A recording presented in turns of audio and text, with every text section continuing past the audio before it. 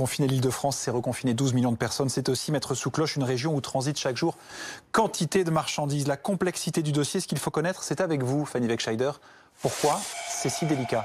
Une décision difficile à prendre puisqu'elle pourrait être lourde de conséquences pour la région capitale de France.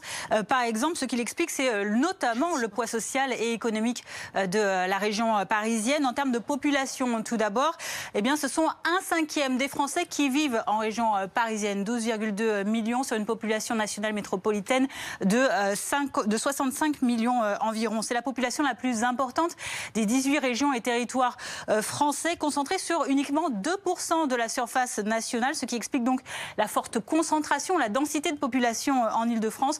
Vous l'avez vu juste avant avec la densité donc de 1022 habitants au kilomètre carré contre 120 en France, soit 8 fois et demi plus qu'en Île-de-France qu'en France. Et puis il y a aussi l'importance du poids économique de la région parisienne. Effectivement, oui, parce que la population est plus jeune et plus active en région Île-de-France. Une population active occupée en 2020 avec 5,3 millions de personnes actives. C'est 18,15% des travailleurs français, sont à peu près 29 millions au niveau national. Des actifs qui produisent 31% des richesses nationales, donc du produit intérieur brut français.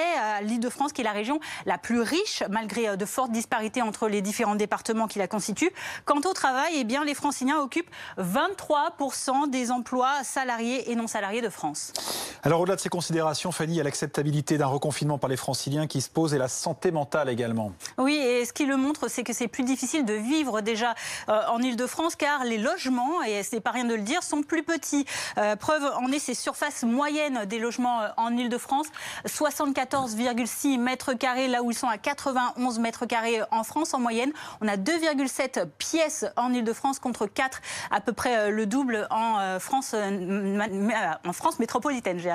Merci beaucoup Fanny Wegscheider.